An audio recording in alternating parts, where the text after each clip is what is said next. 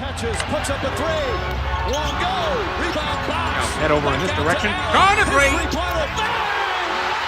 game with 5 seconds remaining. The impossible has happened. Pass is intercepted at the goal line by Malcolm Butler. Anthony for three. Puts it in. Bridges. Oh my God. Oh, what? Oh, blocked by James. LeBron James with the rejection. Curry way downtown. Bang! Bang!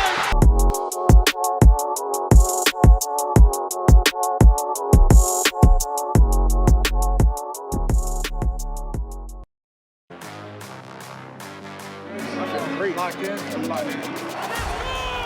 Yeah, we coming. Lamar Jackson, and he flips in for the touchdown. That's one of the greatest performances I've ever seen. I know how to win because I've been the one. Listen, we're not coming back over without no touchdown. Jackson throws quickly. He's got a man wide open. I've been the one. Yeah, I've been the one. Thing of beauty.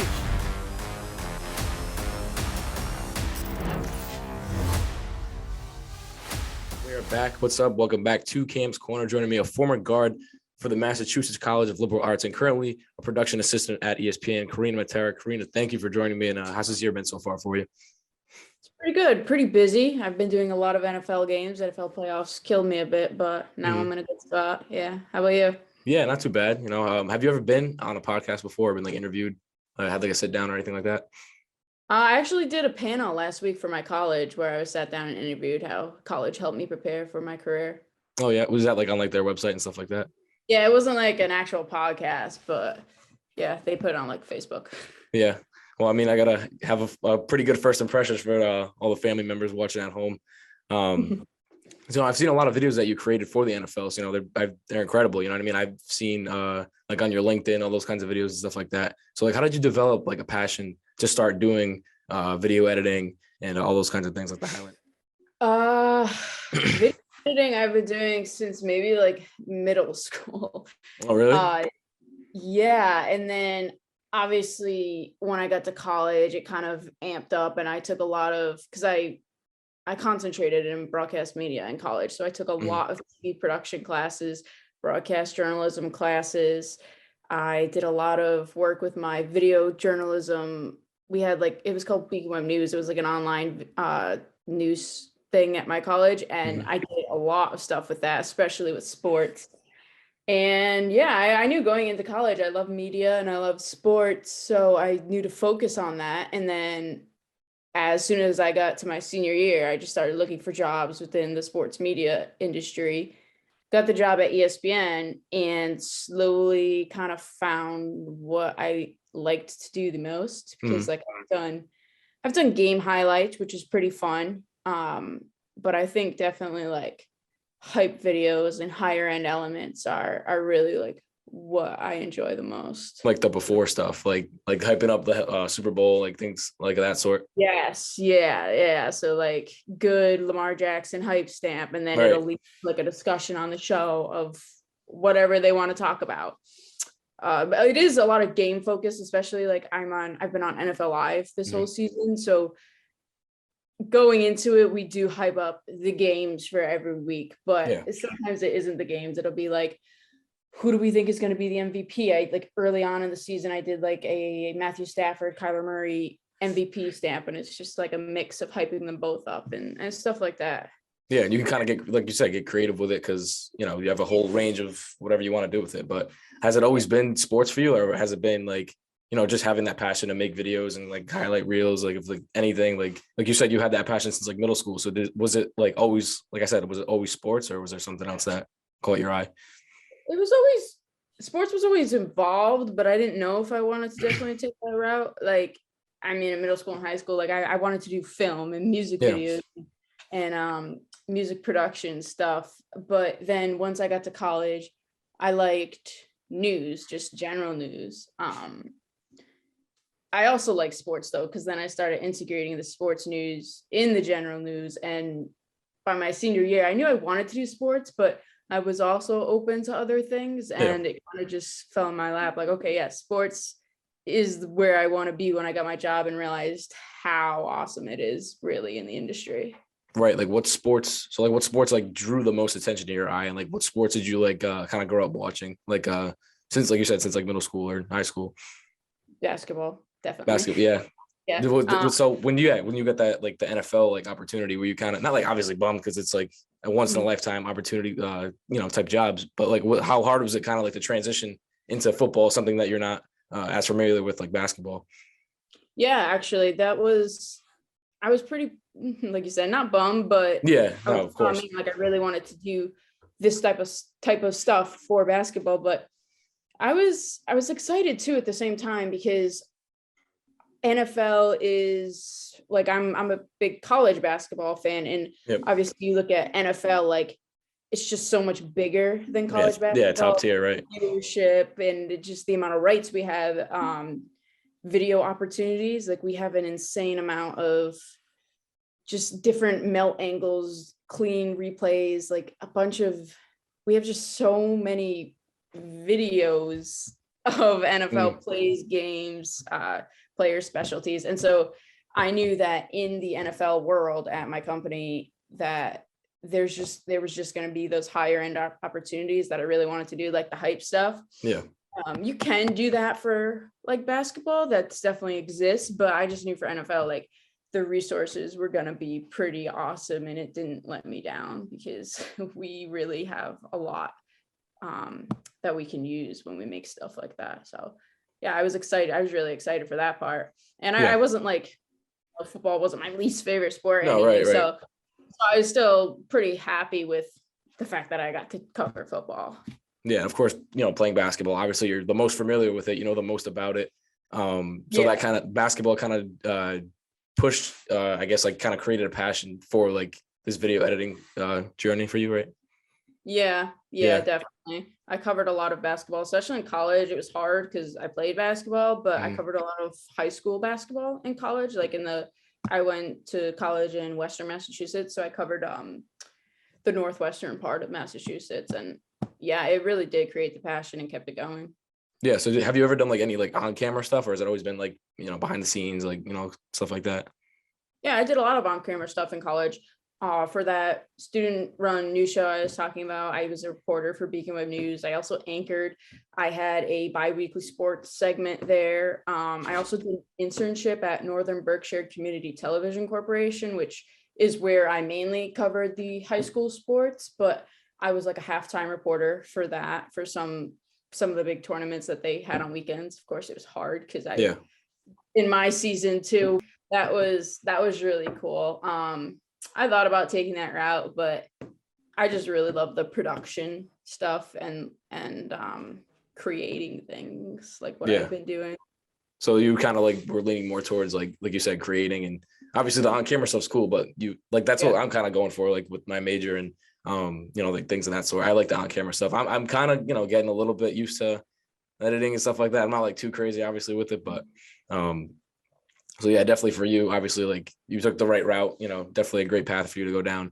Going back to like high school, 1,000-point scorer at Johnston, here in Rhode Island. How did the opportunity for you to come play basketball now at MCLA come to you? Was it like a scholarship type of thing, or like was it just like like you guys just had mutual interest, or? You're technically not allowed to give out scholarships for D3. Oh, right. Yep. But they had offered me a community scholarship of some sort because the coach was really interested in me.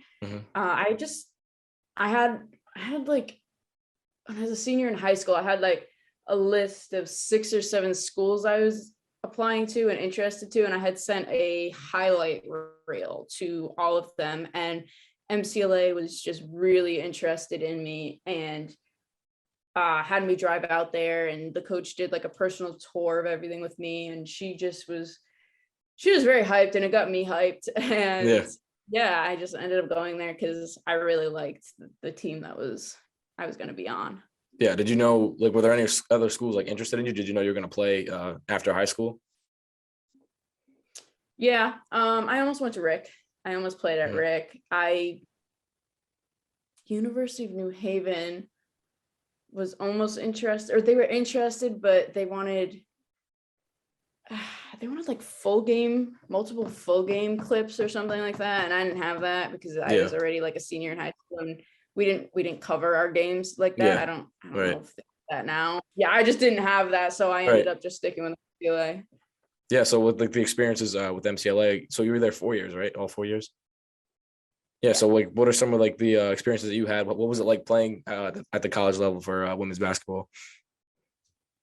It was awesome. Yeah. I think D3 is underlooked sometimes because it's D3, obviously, not D1, but Mhm. you really learn a lot being a student athlete at any level, because you have to teach yourself time management, and you have to teach yourself the concentration it takes to play a sport and keep your academics up. Where D1, like, they'll have so many study sessions and people on their staff specifically to help cater to those needs. Mhm.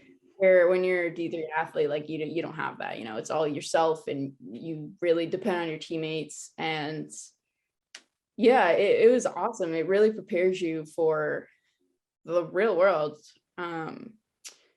Playing a sport that involves like teamwork and communication, and then like having a career that is exactly that, is pretty helpful. And playing at the college level is just so fun. Like your conference rivals, and just trying to get to the championship game at the end of the year. Like, it really forms bonds with your teammates, and they're going to be friends for life. So it's definitely something that if someone has the opportunity to do, I think they should. Yeah, definitely. And like D3, like, it's like you said, it's very competitive. Being like, having the chance to cover it down at Rick. It's like Rick right now, like for the girls, they're like, I think they're ranked 25th like nationally, like in like for D3. Nice. Yeah. So it's like it's very competitive. It's a very, no matter what division, I feel like any level of college basketball is going to be competitive no matter what. Like you just said, having the experience to play, like you've experienced it, front hand. So, but like going like off the court, like how are like like you said, I know you mentioned a couple the programs like there at MCLA for like video editing and like what you wanted to get into. My freshman or sophomore year, they installed like a whole new editing suite and TV control room, which was really nice to utilize while I was in college, because we could reenact TV shows and run it like how they do in the real industry. So like I said earlier, I was in English communications major with a concentration in broadcast media. So that broadcast media enabled me to take like all of the TV production classes and journalism classes that were all so helpful in my career, because it's such a small school where you're able to make the connections with professors. And like our TV director, he helped me get so many jobs in the community that eventually helped me, get the job at ESPN. He helped me find all of those jobs to build my resume, just by going to the TV studio and talking with him and trying to get involved. So I'd say it's a really good little system they got going there for broadcast media, because they really know what they're talking about. Yeah, definitely. And like you said, with like the connections with like professors and, people of like the staff and stuff, did you feel like you got more of like your opportunities through them, or like kind of like you just kind of like looking up stuff to apply for? In college, I don't even know if I looked up stuff, to be honest, because those opportunities were just like through them, like they kind of helped you. Like... Yeah. So like, I think I really started my junior year doing like the Beacon Web News, which I had to spend so many hours in the TV studio and just talking with the TV director. He also used to cover my game, so he knew I played basketball and knew that I really liked it. And so just talking to him and getting closer with him, he suggested like covering the high school sports in the area. And so then he got me a job at the local station that he worked part-time at. And then come my senior year, he heard through another alumni that this other company a town over was looking for producers to cover their live sporting games. So I reached out to that alumni and was then set up to be a producer for Northeast Sports Network, which covers Williams athletic games. Yep. So it's still D3, but they're at the level like in the NASCAC conference. I don't know if you know that one, So I covered a lot of NASCAR games my senior year. I was a producer and videographer. So senior year. And then I did TV production through my school from the TV director my senior year. So it was all just connections that got me the job in school. Mm-hmm. Yeah. So like really like school-based was a lot of like, it helped you like even more than it would if you were to just kind of do it on your own, is what like you're saying, right? Yeah. And I also interned at NBC 10 in Rhode Island my summer going into my senior year, which I did just apply for. And my, at that point, my resume was built up a good amount. But so that's one that like I kind of just applied to, but definitely the connections that help build the resume, like set the path for everything else. Yeah. So like somebody like me, like what would you recommend? What do you think? What's your like best advice for, I know we talked about this before, like kind of building up a resume and getting those kinds of opportunities and connections? I would say just kind of do something similar to what I've done. I think I have told you this before. Right. My TV director was just great. How I said he's helped with all these connections, but you also like, you don't really know where you'll get your connections from until it happens. Like that other alumni who ended up helping me get a job at Northeast Sports Network.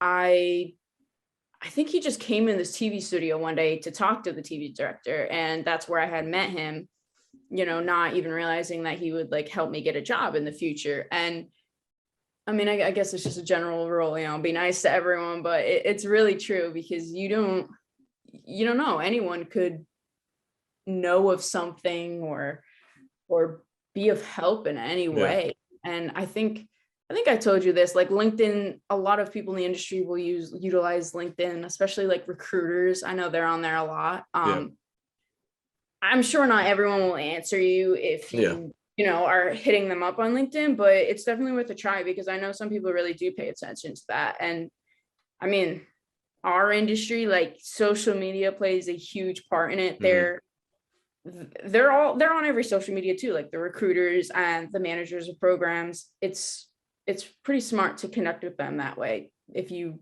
want to go, like if you have your mindset on like a larger company. Or just even like going on sites like LinkedIn and adding people who work for companies that, like if you're just interested in a company and, there's not a job posted or anything, you just genuinely want to know more about that company. I think it's a great thing to connect and learn as much as possible in the industry and from different angles as well, because not every company is going to be run the same. Right.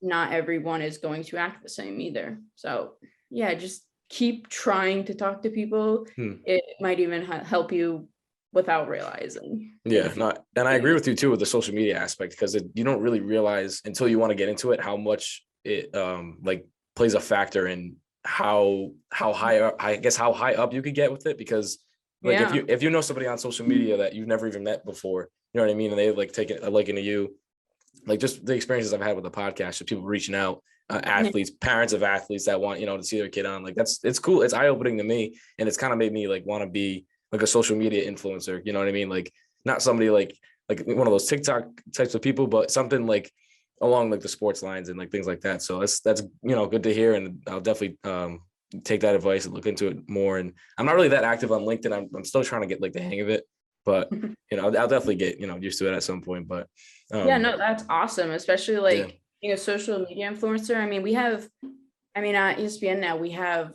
a digital social side with shows that are run on Twitter and Facebook. Like I have a friend in that department and he produces live TV shows and it shows on Twitter, Facebook, etc. And they're social media hosts and anchors. And it's really cool. Like one show's called Hoop Streams and it's the future. It's really awesome. Like the power social media can have, especially like with sports and people like want to be recognized, like coming on your show, like that's probably awesome for a high school or college athlete, Right. Yeah. And like I said, hopefully I can get, some bigger name guys, like, along the way, but that's how you build a name. You start down obviously low, like how I did. And then you work your way up and you talk to just like crazy athletes, crazy people like in the industry like you and things like that. So like going back to like your profession, like when did you officially find out that you got the job at ESPN? It was actually my senior week of school. I was graduating like 4 days, and I got a call. I was at my athletic banquet, and I got a call at the restaurant, and I had saved the name like through my interview process of the recruiter, and I was like, oh my God, like I actually hadn't heard from them in like a month or so, or even longer. So I was just, oh my God, I was just like, oh my God, why are they calling me? And I had run out, and he told me that the job posting, like I just had to like resend my application and it was mine. And yeah, it was pretty surreal because I didn't have that experience of like graduating and not knowing what I was going to do. And like I applied for so many jobs my senior year. Like you're probably not gonna get the first job you apply for. Yeah. But it was really nice to have that like before I even graduated, because one, it was also like a dream. So and yeah, it was awesome. Were you like rushing to like kind of submit that application in right away? I know you said you were at that banquet. Like, did you have like time to like, were you like rushing like right away? Like once you heard that? I had to wait till the banquet was over, but then I ran. Oh, okay. Yeah. Because it was like, we got awards and it was a whole like, school-wide. Yeah. It's definitely a cool thing. You're probably like itching to get out of there though, after that call. Yeah. Yeah. Yeah. What was your like your family's reaction, like, and how did you feel, like you said, after like putting in all that hard work, knowing that it finally paid off? It was like a breath of fresh air. Even like my junior year applying to summer internships, like I said, I ended up getting one at NBC 10, but I applied to probably like 200 internships. It's so hard to even get an interview in this industry. So I mean,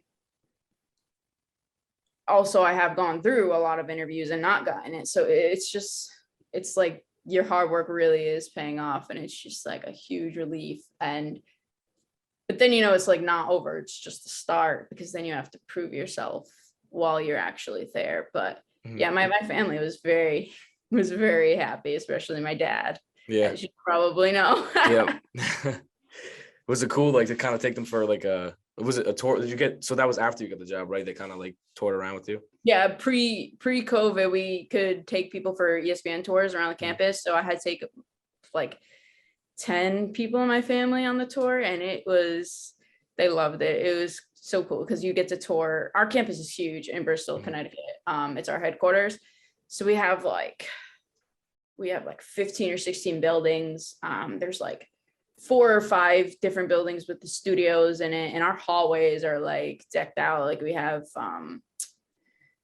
an X Games hallway. We have a hallway full of just like trophies and medals. We have like college football helmets by the studios. We have a lot of cool stuff that just walking around the hallways people really get into. And we have like our famous ESPN sign, like the old school one that's lit up. People love taking pictures in front of that. So getting a tour of it, and then because you actually get to go in the studios too and take pictures like at the desks and in front of the screens and stuff. It was really cool because my family was like geeking the whole time, like they're like, oh, this is the NFL studio, this is the Sports Center studio. And it was your first time in the studio. Is pretty surreal because like you've seen it on TV so much, and then you're just standing in it, and it's weird. Yeah, no, for sure. And like I've never had an experience like that, like on a TV like studio and like a set like that. But I feel like if I were to one day, hopefully I will, like something similar to that was, for me, obviously, like being a basketball fan, being a huge basketball fan, I'm a huge Knicks fan. So it's like going to games and like experiencing like that live, like, you're watching it live, and if you can get a close seat, or if you can make it like me, a couple of times I've gone down like close pregame and seen those guys up close. I've like met Mike Breen, who does like the Knicks games, and it's like, it's cool because like that's what you want to do, and things like that. So it's awesome to hear that your family was like so like excited, probably more excited than you were at the time. But oh yeah, I had been working for a while, so I was like, oh, it's no big deal. But that's so cool you got to do that too, because I remember like my first Celtics game when I was like Exactly. 10. Like it's so surreal to see the athletes. Like Mhm. I remember looking at Kevin Garnett and I was like, oh my God. Yeah, like you have, like for me, like you have that same feeling you were as a kid, like seeing these guys. It's nuts, but it really is. yeah, for sure. And like going back, I know COVID kind of had a lot of like restrictions, things like that. How did you like push through that during that time, and how was it like for your job wise? Did it like restrict your job? Like how was it for you during that time? Yeah, actually, I didn't have a job during the beginning of it. I was Right. so You when didn't I have a first job? started. No, so when I first Wow. started at ESPN, I was a recurring PA, which means you have like a 9-month contract. And so the whole time when I was working, it was my goal, like I have this chance to be rehired full time and I have to just keep working at it. And so I did. And the day I was officially rehired full time, like I had to sit down in an interview with a manager and find out like if I was like leaving in a month or staying. And that same day that I found out, 3 hours later, Rudy Gobert tested positive for COVID, and it was all downhill from there. Yeah. So I got furloughed essentially. Like 2 weeks later, I worked remote at the beginning of the pandemic, and then because the beginning of the pandemic was tough. I was in Sports Center, and we would just, I mean, you'd have to like make up ideas because Sports Center was still on TV. You still had to do sports news. Right. And I mean, I remember, what was it? Maybe, it was Brady to the Bucks. I worked that day. And so, I mean, the most evident news is, okay, Brady's going to the Bucks, but I was assigned like top 10 that day. So, I mean, I couldn't do a regular Sports Center top 10. I had to produce, it was like top 10 most famous athletes who have switched over from their original franchise after like a certain amount of years. Like that, it was so hard to do, but we had to make up stuff like that for the shows. And it was tough because I know even after I was furloughed, like that's what they had to do for months over there at the company.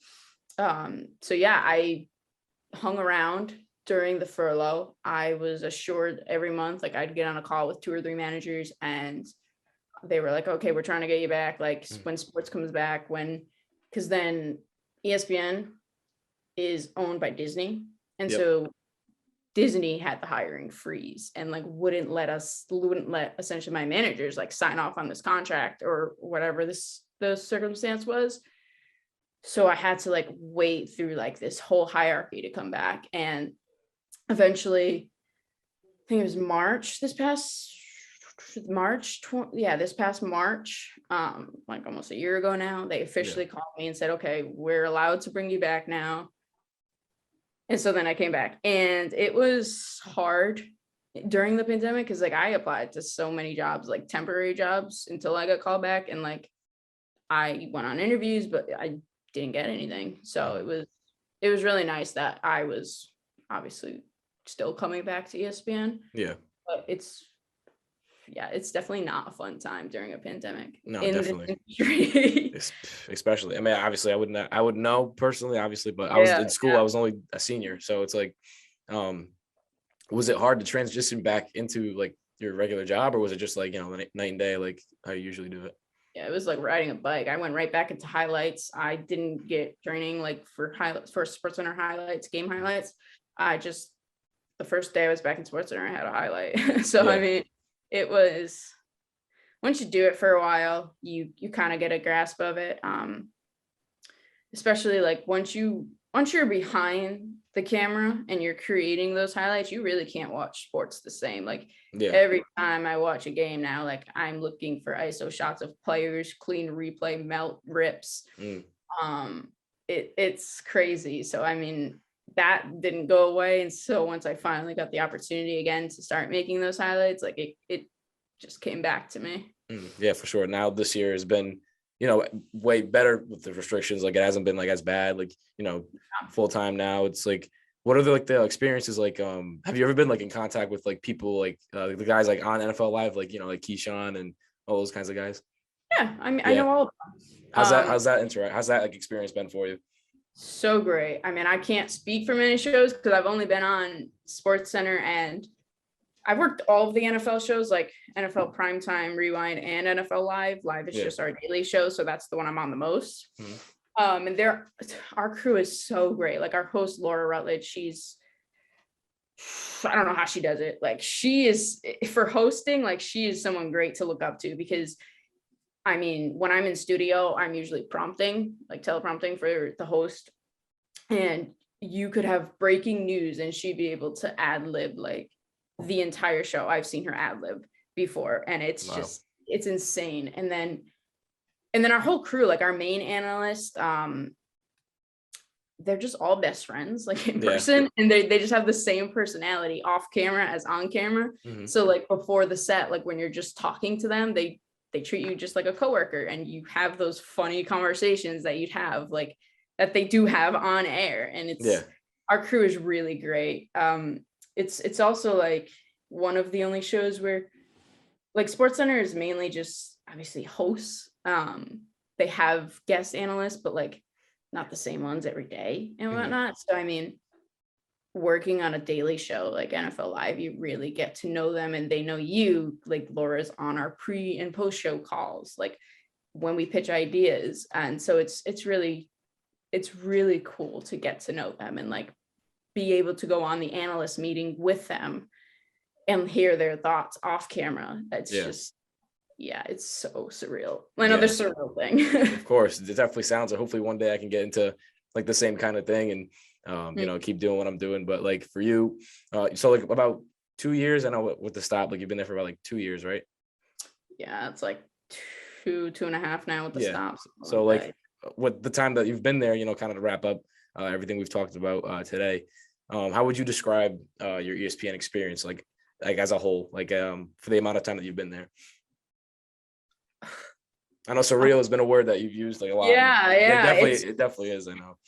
It's just I'm so new still, where I've only been involved in 2 shows, and we have so many departments, so many shows in each department. Like next week, I'm actually moving to event production. So like the live sport events, like I'm creating, I don't even know exactly because I'm not there yet, but I'm just going to be creating stuff, elements and video and graphics for the live shows. And it's going to be just completely different, which I think is the best part of the company, is because one, no one else creates stuff like our company creates stuff. And 2, like there's just so many departments, like our digital social world, I don't know anything about. I just have friends over there.